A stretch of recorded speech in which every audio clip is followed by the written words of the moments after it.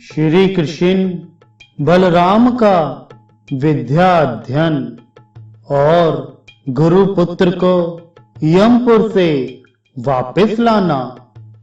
व्यास जी कहते हैं, श्री कृष्ण और बलभद्र संपूर्ण विद्याओं के ज्ञाता तथा पूर्ण ज्ञान स्वरूप थे, तथापि शिष्य और आचार्य की परंपरा को सुरक्षित रखने के लिए उन्होंने काश्य गोत्र में उत्पन्न अविंतपुरी निवासी सांदीपनी जी के यहाँ विद्याध्ययन के लिए यात्रा की। बलराम और श्री कृष्ण दोनों भाई शिष्यता ग्रहण करके निरंतर गुरु सेवा में लगे रहते थे। उन्होंने अपने आचरण द्वारा सबको शिष्य के कर्तव्य का उपदेश दिया।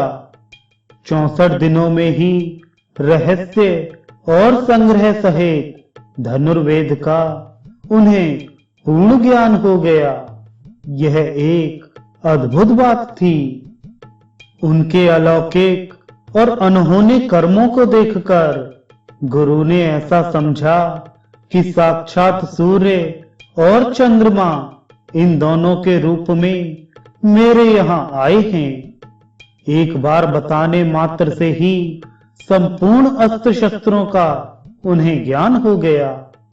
पूरी विद्या पढ़कर उन्होंने गुरु से कहा, भगवान, आपको क्या गुरु दक्षिणा दी जाए, बताइए।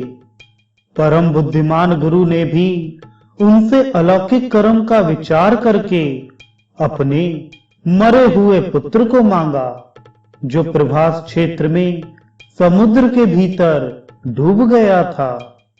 तब बलराम और श्री कृष्ण हथियार लेकर समुद्र तट पर गए और समुद्र से बोले, मेरे गुरु के पुत्र को ले आओ।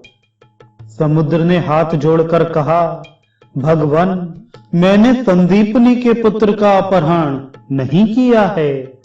मेरे भीतर पंचजन नाम का एक दैत्य रहता है।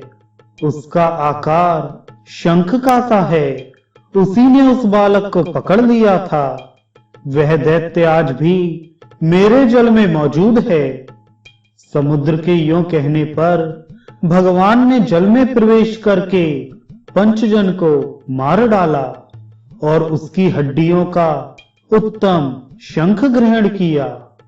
उसका शब्द सुनकर दैत्यों का बल क्षीण होता, देवताओं की शक्ति बढ़ती और अधर्म का नाश होता है। तदनंतर भगवान श्री कृष्ण और बलवान बलराम जी यमपुरी में गए। वहां उन्होंने शंखनाद किया और वैवस्वत यम को जीतकर गुरु के पुत्र को प्राप्त कर लिया। वह बेचारा वहां नरक की यातना भोग रहा था।